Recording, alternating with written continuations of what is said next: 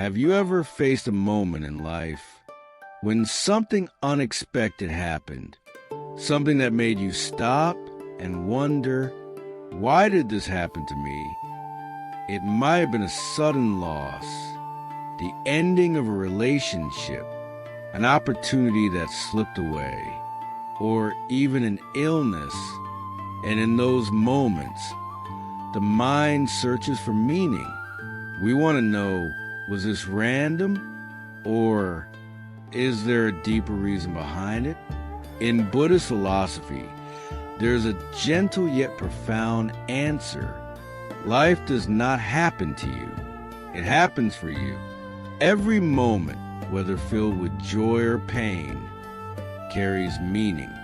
Every experience is a seed that can grow into wisdom, compassion, and peace.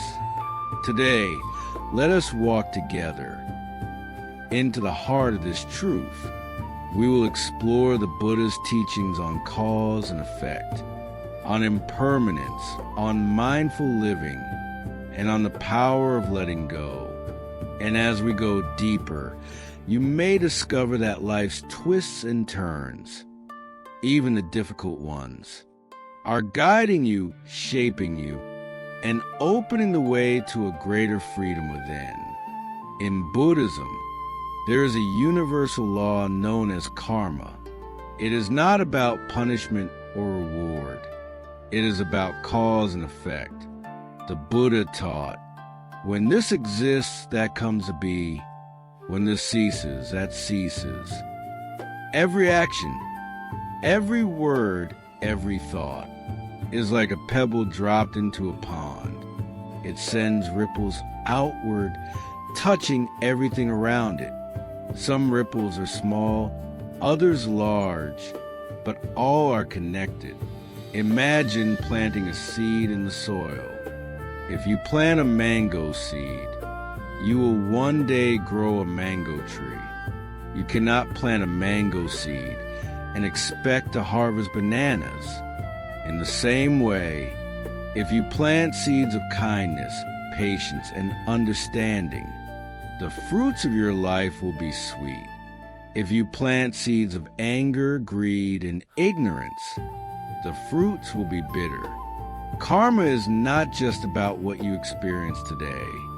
It is also the result of countless causes from the past, some from yesterday, some from years ago, and, according to Buddhist belief, even some from previous lives.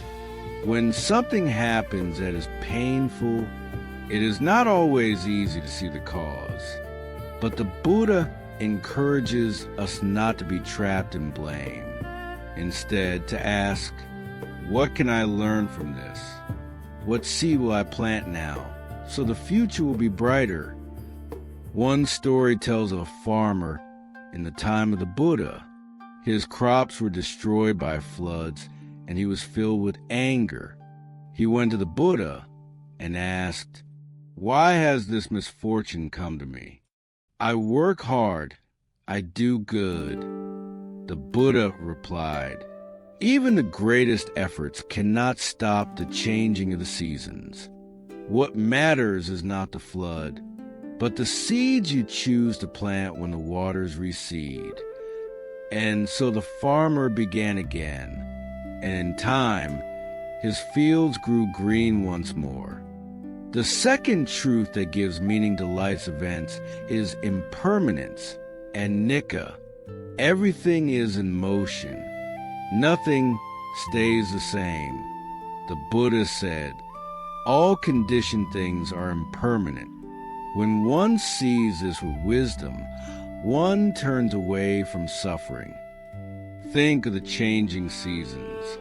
Spring blossoms become summer fruits, then autumn leaves, then winter's quiet. Our lives move in the same rhythm. Moments of joy arise, then fade. Times of difficulty arrive, then pass. When we forget this truth, we cling to what we like and resist what we dislike. We try to hold on to spring forever, But that is not the way of nature. If we can accept that change is constant, we can meet both joy and sorrow with a calm heart.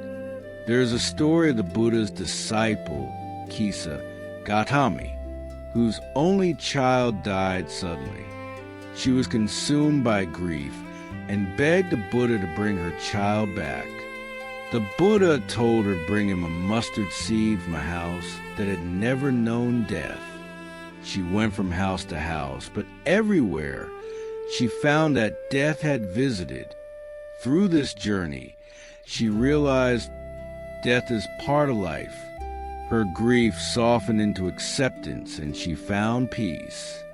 When we accept impermanence, we stop asking, "Why did this happen to me?" and begin asking, "How can I meet this moment with wisdom?" Mindfulness, sati, is the art of being fully present. It is the practice of meeting each moment as it is, without being lost in the past or pulled into the future. When challenges arise, mindfulness becomes our anchor. Instead of drowning in "why me" or "what if," we return to what is here right now.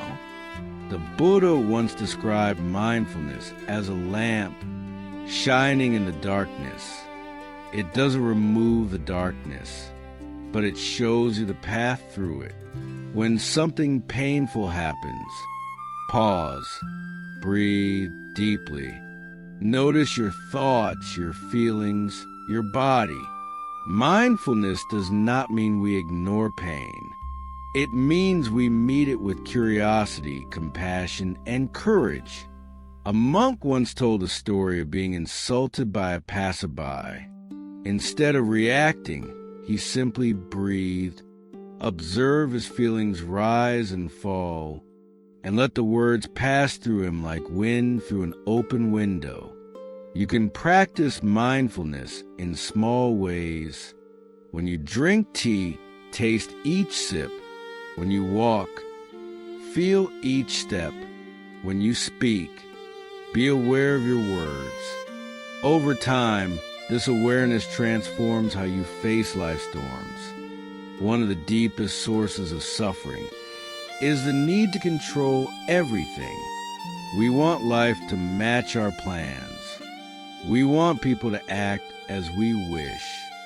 We want the future to unfold exactly as we imagine. But life has its own rhythm. The Buddha taught that clinging is the cause of suffering. When we cling to control, we fight against the flow of life. Letting go does not mean giving up. It means trusting that things will unfold as they need to. It means acting with wisdom and then releasing the outcome. The Buddha told the story of a man who clung tightly to a raft after crossing a river. When asked why, he said, "This raft saved me. I cannot let it go."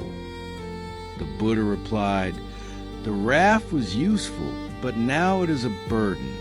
Let it go and you will walk freely." Some things in your life were meant to carry you for a time, but not forever. Let them go and you will be lighter. Buddhism does not deny suffering. It begins by acknowledging it. The first noble truth says, life contains dukkha, stress, dissatisfaction, and pain. But the Buddha also taught that suffering can be a teacher. It can open the heart to compassion. It can deepen understanding. It can free us from illusions. A man once lost everything in a fire. He came to the Buddha, broken and bitter. The Buddha asked him, "Before the fire, were you guaranteed to keep all these things forever?" The man shook his head. "Then the fire has only shown you what was always true," the Buddha said.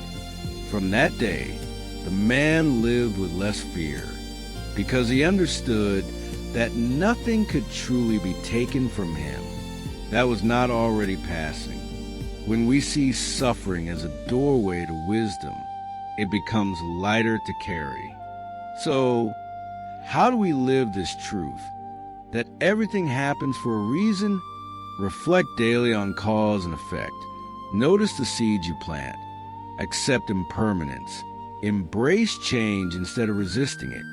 Practice mindfulness. Meet each moment with awareness. Let go control. Act wisely, then release the outcome. Find meaning in difficulty. Let suffering shape compassion within you. These are not just ideas to believe.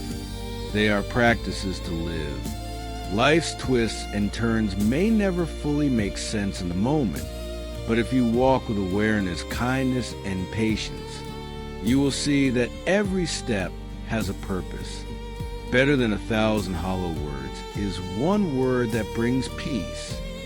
The Buddha, may you find peace in your challenges. May you discover meaning in every moment. And may you walk this path with a heart that is free. Thank you for listening. And may you be well, happy, and at peace.